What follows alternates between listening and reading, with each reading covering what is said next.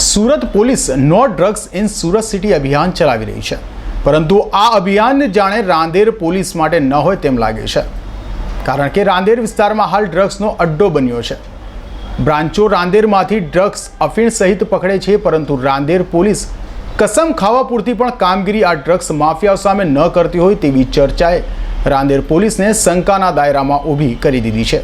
ત્યારે રાંદેર વિસ્તારમાં ચાલતા ડ્રગ્સ નેટવર્ક અંગે અમારી ટીમ દ્વારા એક ખાસ અહેવાલ તૈયાર કરાયો છે, તેની પર નજર કરીએ। સુરત પોલીસ કમિશનર અજય કુમાર તોમર સુરતને no drugs in Surat city બનાવવા મથામણ કરી રહ્યા છે, અને સુરત પોલીસ કમિશનરના આ અભિયાનમાં સુરતના વિવિધ પોલીસ મથકો સાથે બ્રાન્ચો પણ જોડાઈ ગઈ છે, પરંતુ no drugs in Surat city અભિયાનમાં રાંદેર પોલીસને જાણે ન જોડાઈ હોય તેવી ચર્ચા હાલ તો રાંદેર સહિત અનેક વિસ્તારમાં જોવા મળી રહી છે, કારણ કે તેના ઉત્તમ ઉદાહરણો પણ લોકો આવી રહ્યા છે।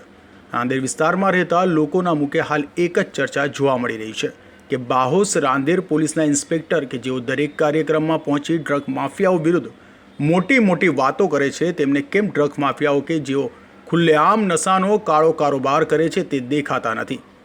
લોકોને પૂછતા તેઓ એવી દલીલ મીડિયા સમક્ષ રજૂ કરી રહ્યા છે કે હાલમાં રાંદેર વિસ્તારમાં એસઓજી, ડીસીબી અને પીસીબી સહિતની બ્રાન્ચો દ્વારા અનેક વખત એમડી ડ્રગ્સ સહિતનો નશાનો કાળો કારોબાર ઝડપી પાડ્યું છે, અને હાલમાં તો અફઘાની ચરસનો કરોડોનો જથ્થો પણ રાંદેરમાં ઝડપાયું છે। તો ભૂતકાળમાં અનેક એમડી ડ્રગ્સના વિક્રેતાઓ પકડાયા છે, તેમાં સૌથી વધુ રાંદેર વિસ્તારના છે। તેમ છતાં રાંદેર પોલીસ માત્ર સબસલામતીની વાતો કરે છે। રાંદેરમાં કહેવત છે કે તમને જોઈએ ત્યાંથી અને જોઈએ તેટલું એમડી ડ્રગ્સ સહિતનો નશાનો જથ્થો મળી શકે છે રાંદેર વિસ્તારમાંથી।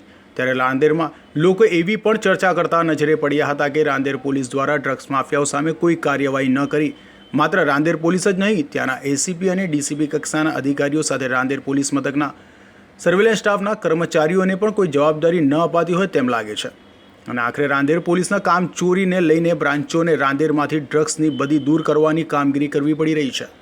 રાંદેર પોલીસ મથકના પોલીસ ઇન્સ્પેક્ટર અને પોલીસ કર્મચારીઓ રાંદેર વિસ્તારમાં થતા વિવિધ કાર્યક્રમોમાં ભાગ લઈ મોટી મોટી વાહવાહી લૂંટે છે। થોડા સમય પહેલાં એક મોટિવેશનલ સ્પીકર રાંદેરમાં આવ્યા હતા, ત્યારે રાંદેર પીઆઈએ એટલી મોટી મોટી વાતો કરી હતી કે રાંદેરના રહીશોને એવી આશા બંધાઈ હતી કે હવે રાંદેરમાંથી ડ્રગ્સ માફિયાઓનો ખેલ ખતમ, પરંતુ થયું તેનાથી ઉલટું જ। આજ દિન સુધી રાંદેર પોલીસ દ્વારા એક પણ ડ્રગ્સ માફિયા સામે કોઈ કાર્યવાહી કરાઈ ન હોય તેવી માહિતી રાંદેરના લોકો આપી રહ્યા છે। માત્ર રાંદેરમાંથી બ્રાન્ચો દ્વારા જ મોટી કાર્યવાહી કરાતી હોવાની વાતો સામે આવી છે।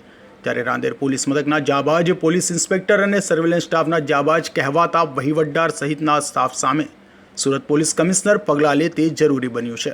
ત્યારે રાંદેર વિસ્તારમાં ચાલતા એમડી ડ્રગ્સના કાળા કારોબાર અંગે વધુ વિગતવાર જાણવા જોતા રહો G24 ન્યૂઝ। કાસવાળા સાથે અઝહર કુરેશી।